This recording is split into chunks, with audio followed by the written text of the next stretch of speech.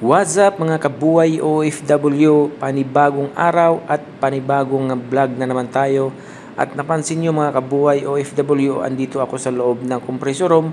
Pagpasok ko pa lang dyan ay may napansin akong isang compressor na compressor number 2 ay iba ang tunog. Kaya dali-dali kong pumunta ako dun sa panel board or sa control at in-off ko yung switch niya. At ito na nga, hindi ko na siya pinapatagal pa kasi itong isang compressor ay hindi pa nagawa nung una kong vlog kasi nadali ng connecting rod 3 at flapper valve. Ito, ang problema naman nito, yun na nga, iba ang tunog.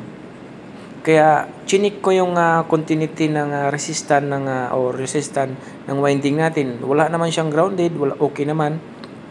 At kaya dito ako nag-ano sa mechanical. Okay? Ito yung unang valve plate niya. Pero hindi rin tayo sigurado dyan kung may tama din ba ang ilalim. At dito tayo talaga sa isang valve plate, talagang lubog na lubog siya. Talagang malakas ang damage dyan. Pero lahat ng valve plate dyan ay bubuksan natin. Hindi lang yung isang valve plate ang i-check natin dyan. No? At ito, mapapansin nyo dyan, medyo okay pa. Pero bubuksan din natin dyan. No, hindi lang yung yun lang yung may lubog ang bubuksan, hindi lahat or yung tatlo ang bubuksan. At napansin niyo naman may oil pa yan, no?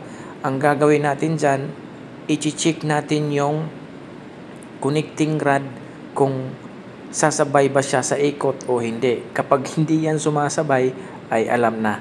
Yan, at napapansin niyo diyan, lahat ay gumagalaw. Okay, ibig sabihin wala siyang problema. Pero hindi ko na rin siya pinapakita nung pag-vlog.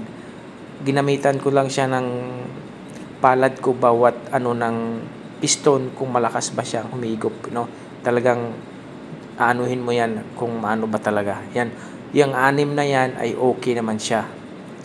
Hindi naman hindi tayo maano diyan. Pero ano natin yan yun na nga kasi may mga kunting yan pero napupunta yan doon sa refrigerant oil separator. Ang problema na naman doon, magkakaroon na naman tayo ng barado nito, no?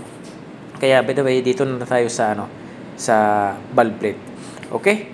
Yan na nga, ang unang tong lubog na valve plate na palitan na natin, no? Hindi ko lang talaga siya naipasama. At dito na nga, ito na yung pangalawa natin. Yan, at magkakaalaman na tayo diyan, no? Kasi yan, una pa lang mayroon na tayong isang basag dyan. Okay? Dito sa pangalawa, basag din. Mas okay na yung ganyan kaysa yung durog na durog. Kasi pag durog na durog, pupunta talaga yon doon sa oil separator. No?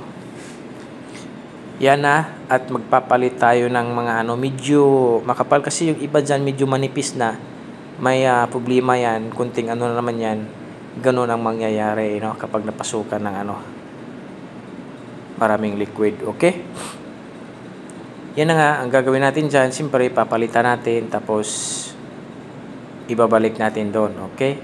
Pagkatapos naman, yung isa naman yung isa namang valve plate ang bubuksan natin. Basta i-check natin yan kung medyo numinipis na, hindi na natin ibabalik. Hanap tayo kasi marami naman tayong mga spare dyan na luma. Okay? At ito na yung pangatlo. At mapapansin nyo dyan, parang may guhit. Ibig sabihin yan, biak yan, no? May biak yan sa ilalim. At ito na nga, bubuksan na naman natin to para magkakaalaman na. Mahirap pala sa ganyan na isa lang yung natin kasi sa loob parang walang Kaya kailangan natin buksan talaga lahat para malaman kung may biak. Ito, ang napansin ko dito, 2. Dapat na 4 yan. Ibig sabihin ay durog na durog yung 2. Tapos sobrang nipis na. Okay? Papalitan na natin yon. At ito naman, yan, biak. Mas okay na yung ganyan. Ganyan lang kalaki yung biak kasi nag-i-steady lang siya dyan, Kasi ang hirap talaga pag durog na durog. At ito na nga guys, ay nag-testing na ako. Hindi ko na pinapa-vlog pa. Siyempre, ang ginawa ko dyan, yun na, binalik ko lahat. Pagkatapos ko ibalik, siyempre iba-vacuum natin dyan para hindi magkaroon ng hangin. At ito nga, compressor number 2 at i-check natin yung amperahe niya. At ito yung amperahe niya ay nasa 40.6 or 5 ganon. Pero pag siya lang yung mag-isa, siyempre tataas yan. Pero pag maraming compressor, bababa yan na hanggang nasa mga 35 to 38, no? Kapag marami ang compressor magsabay-sabay. Pero pag isa lang, medyo tataas talaga. Kasi nga, sino bang hindi tataas? Siya lang mag-isa. O yun, di ba? Halos magkaparehas sa lahat, guys, yung mga